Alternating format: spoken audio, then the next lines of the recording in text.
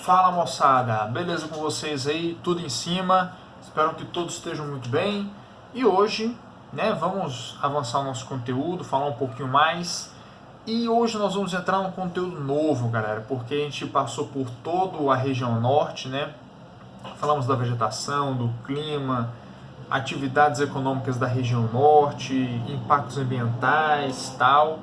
E hoje a gente vai entrar no conteúdo sobre o Nordeste. Então, tudo aquilo que a gente viu do Norte, a gente vai ver também no Nordeste, tá? Todas as características, porque a ideia aqui, no sétimo ano, estuda o Brasil, e a ideia é que a gente estuda o Brasil pelas regiões, né? As cinco famosas regiões do IBGE, né? Que o IBGE classificou assim, Norte, Nordeste, Centro-Oeste, Sul e Sudeste, tá? Então, o Norte foi tudo, e aí a gente vai falar um pouquinho do Nordeste a partir de agora, então, beleza? E como na região norte nós começamos toda essa conversa com a questão física, ou seja, dos aspectos naturais, do clima, vegetação, nós vamos começar justamente por aí também no Nordeste, beleza? Então é o seguinte, quando a gente fala do Nordeste ali, todos sabem, né? Onde está o Nordeste, como por exemplo a Pernambuco está lá, Alagoas, Sergipe, Bahia, Ceará, Rio Grande do Norte, todos esses estados compõem ali o Nordeste brasileiro, né?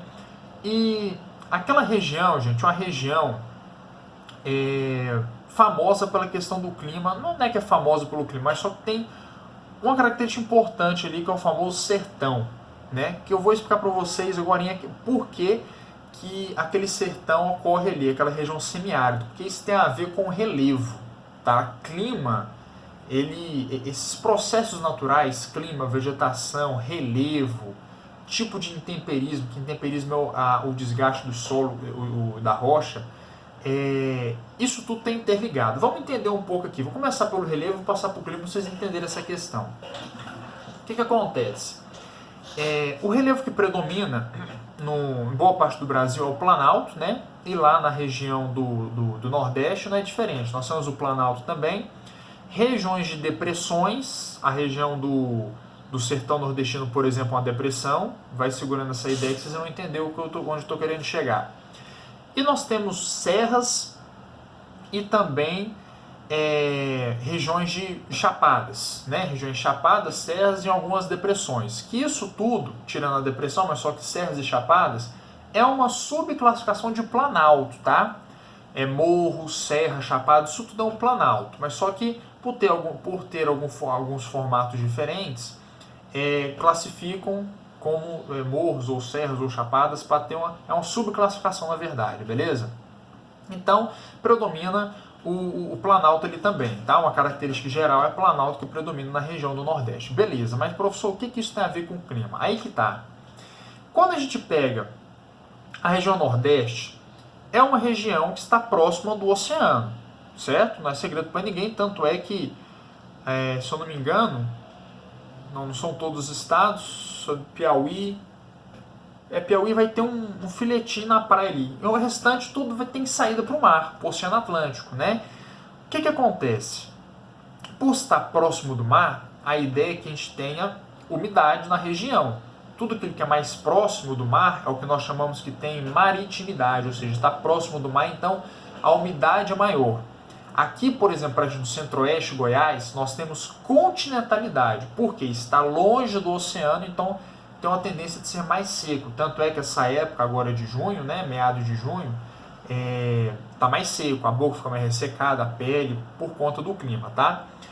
Onde eu estou querendo chegar com essa questão com vocês? Porque quando a gente pega lá na região Nordeste, por estar próximo do oceano, a gente pensa assim, todo o território tinha que ser úmido, né? Faz sentido o raciocínio, porém não é assim. Por quê? A gente tem uma região lá no Nordeste, que é o sertão nordestino, que predomina inclusive a caatinga como vegetação, né? Já dando um norte para vocês da vegetação aí também. Por que o sertão nordestino ocorre ali no Nordeste? Porque está próximo, está muito mais próximo, por exemplo, que a gente do Centro-Oeste, e aqui não é tão seco quanto o sertão nordestino. O que vai acontecer, gente? É por questão do relevo. É só isso? Não. Tem outro segundo fator também. Mas o primeiro fator é devido a um relevo que nós temos ali chamado Planalto da Borborema. Na região litorânea do Nordeste, a gente tem a parte do litoral, né? Então, por exemplo, aqui está a região plana e aqui vem o oceano, certo? E logo em seguida, uma região, o relevo sobe, que é o famoso Planalto da Borborema, uma região mais elevada. O que vai acontecer? Todo o vento que vem do oceano não consegue passar essa barreira, certo? O vento úmido do oceano não consegue ultrapassar essa barreira. Conforme ele vem subindo aqui esse planalto, ele forma as nuvens e chove por aqui mesmo. Então o vento que passa para o outro lado é um vento seco e quente, tá? Ele já vem quente também do oceano, porque está na região equatorial, né? Então ele vem quente, beleza. Mas só que ele vem úmido, porém quando passa para o outro lado, ele perde toda a umidade. Para ele fazer essa subida e passar pelo Planalto da Borborema, ele vai perdendo a umidade.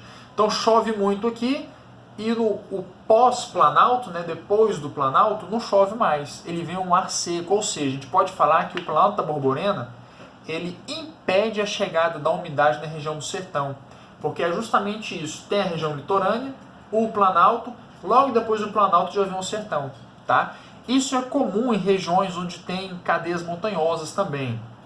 É lógico que o Planalto da Borborema, em questão de altitude, não se compara com cordilheira, tá, gente? Com montanha muito mais elevado.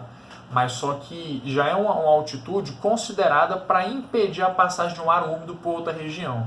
Então, por conta disso, a região do sertão que fica depois do Planalto é uma região seca. Por isso que o solo é seco, a vegetação também é seca, predomina-se cactos, né, com a presença de espinhos, justamente para reter a água dentro do corpo do cacto, tá? Então, é uma adaptação para a planta sobreviver, beleza? Essa aqui é a ideia. Tem um segundo fator também que predomina na região lá, um sistema de alta pressão. Isso mais na frente vai entender melhor, mas só para vocês entenderem mais ou menos aqui, a alta pressão é um ar que tira a umidade da região. Tira dali e leva para outras regiões, tá? Então, por conta disso, ele desce, é um ar um pouco mais frio, que ele desce e espalha a umidade para outras regiões. E que regiões são essas? Regiões de baixa pressão. A baixa pressão é onde recebe a umidade. Então, veja bem, alta pressão é onde tira a umidade, baixa pressão é onde recebe a umidade. Então, se no sertão a gente tem alta pressão, significa que a própria atmosfera, tá, gente? Isso é um movimento natural da atmosfera, está retirando a umidade da região do sertão nordestino, beleza? Essa que é a ideia aqui, tá?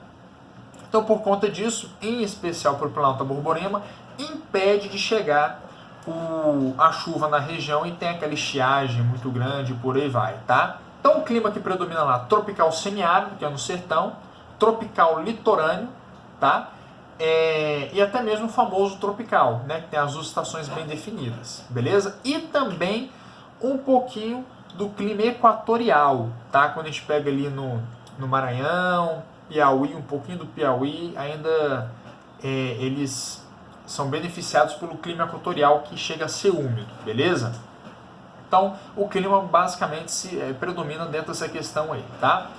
Quando a gente fala sobre a vegetação, que é algo que está ligado com o clima, a gente vai ter a vegetação dos cactos, né, do sertão, do famoso sertão, que é uma vegetação que a gente classifica como xerófita. Como assim xerófita? É a vegetação que se adapta ao clima seco, tá bom? Então a casca mais grossa das árvores, tem a presença dos cactos, que tem espinho.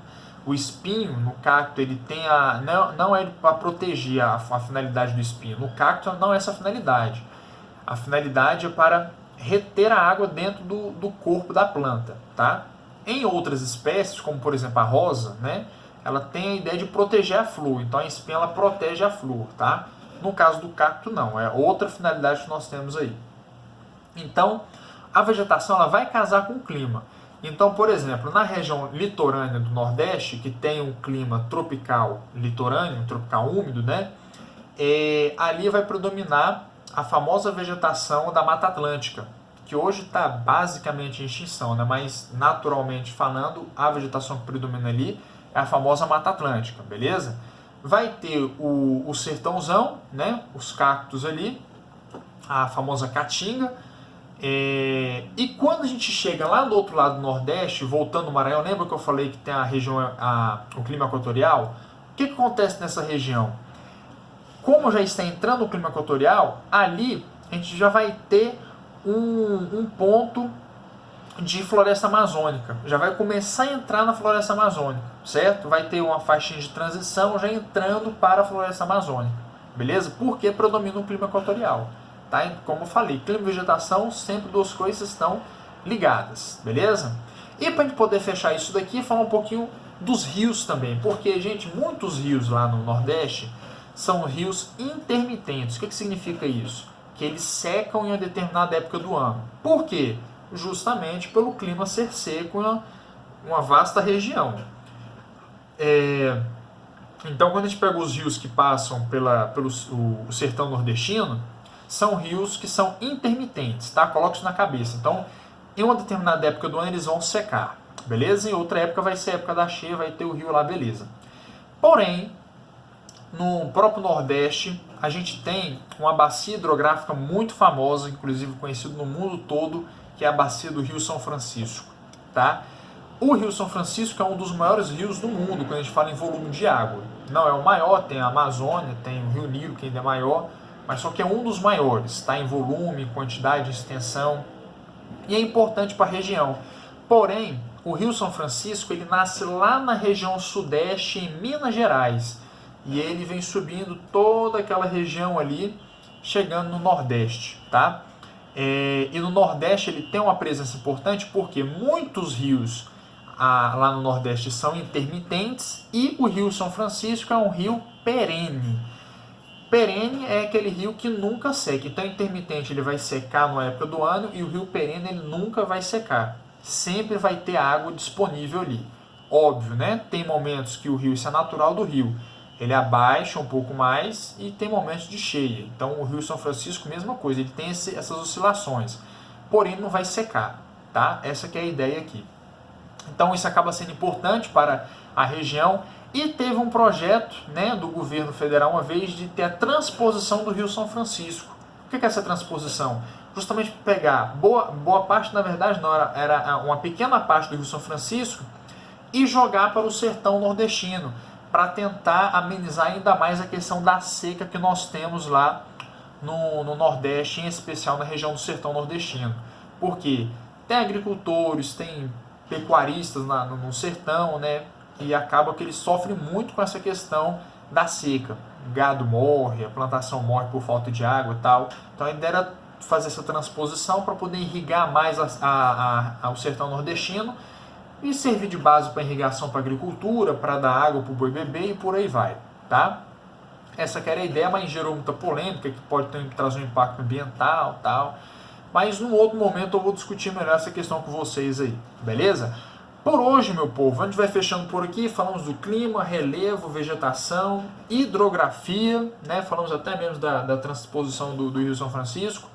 E por vídeo não ficar muito longo, a gente fecha por aqui e na próxima aula a gente dá continuidade ainda na região Nordeste, porque agora a gente vai falar bastante da região Nordeste aqui, tá? Daqui em diante. Beleza? Vamos fechando por aqui então. Se tiver alguma dúvida, pode colocar no grupo do WhatsApp, estarei respondendo vocês. Caso demore, pode acontecer de não vir no grupo, pode mandar no particular também, tá? Assim que eu tiver um tempinho, eu vou lá, vejo e respondo vocês. Beleza, meu povo? Então fiquem com Deus, se cuidem, forte abraço e até a próxima aula.